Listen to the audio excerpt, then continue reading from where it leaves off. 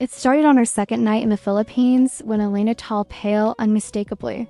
Russian with sharp cheekbones and the kind of serious expression that made people assume she was always judging them, pushed her plate away at exactly 7:12 p.m. "I will not eat," she said calmly. The small seaside restaurant froze. The ceiling fan kept spinning. A dog barked somewhere outside. A spoon clinked against a bowl in the kitchen, then stopped. The Filipino chef, Mang Rodel, peeked out from behind the counter. "Ma'am, you don't like the food." Elena shook her head. "The food smells amazing, but I cannot eat." At night, Mang Rodel blinked. "Ma'am, it's only 7, yes." "Night?" she said firmly, as if time itself should apologize. I was sitting across from her, mouth already full of rice, confused.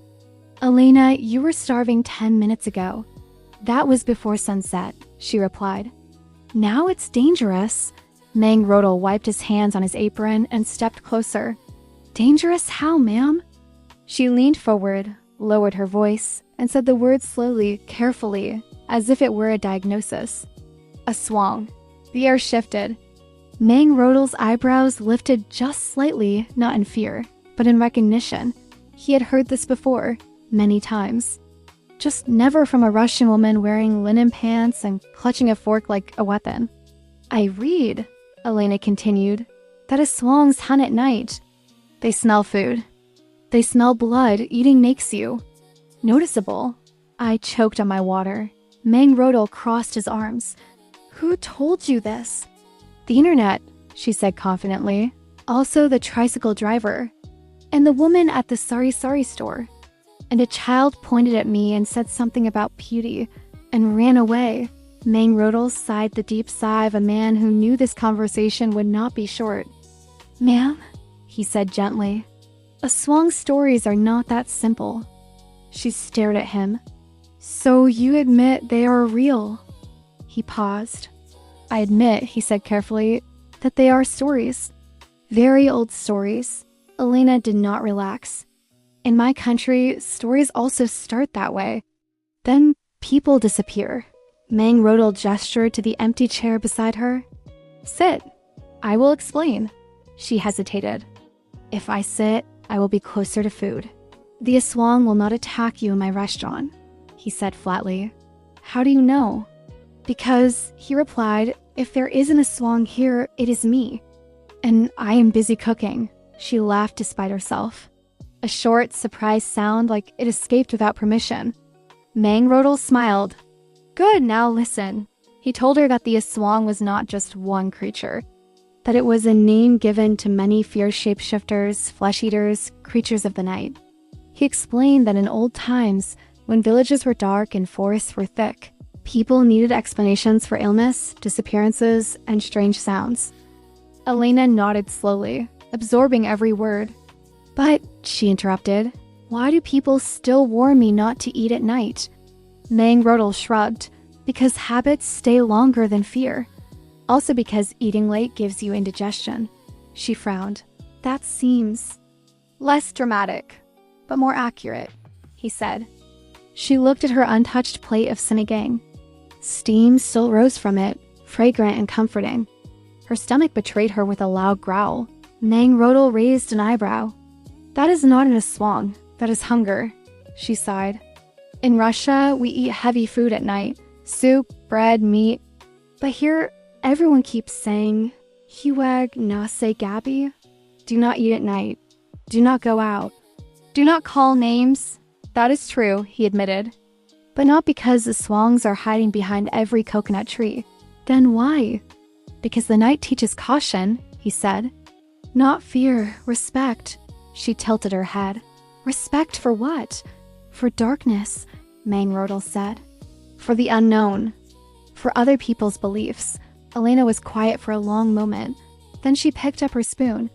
"Okay," she said. "But if something flies outside the window, I will scream. That is acceptable," Mang Rodel said. "Everyone screams their first time." She took a bite.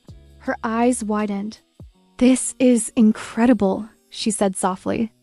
I watched her shoulders relax as warmth spread through her.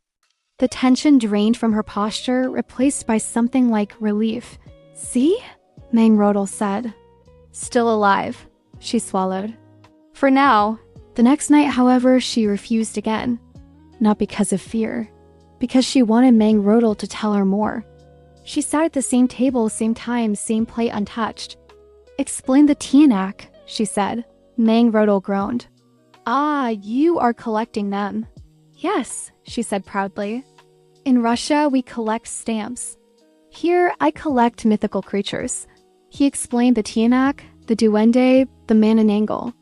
He explained how stories change depending on province, how some were meant to scare children into obedience, others to explain tragedy.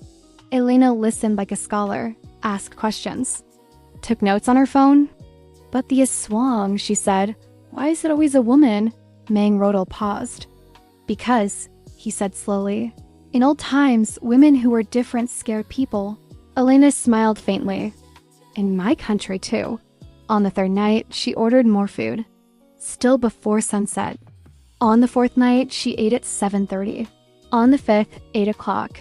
Each night, she tested the dark mist like a swimmer easing into cold water. One evening, the power went out. The restaurant plunged into shadow. Elena froze, spoon halfway to her mouth. Mangrodal lit a candle calmly. "Brown out," he said. Outside, the wind howled. A dog howled back. Elena whispered, "If I disappear, tell my mother I died bravely." "Possibly stupidly," Mangrodal snorted. "Eat your rice." She did. Nothing happened, except laughter. By the end of the week, Elena was eating late, walking home at night and correcting other tourists when they panicked at every sound. "The Aswang is not waiting for you," she told one nervous backpacker. "The mosquitoes are."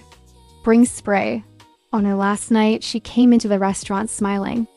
"I will eat at 9, she announced. Mangrodal clapped slowly. "You have graduated." She raised her glass. "To myths," she said. "They scare us, but they also teach us." "What did the Aswang teach you?" he asked. She thought for a moment. "That fear travels faster than truth," she said. "But food helps you think clearly." Mangrodal laughed. "That is the most Filipino lesson of all." As she left, she paused at the door, looking out into the dark street. For a split second, something moved in the shadows.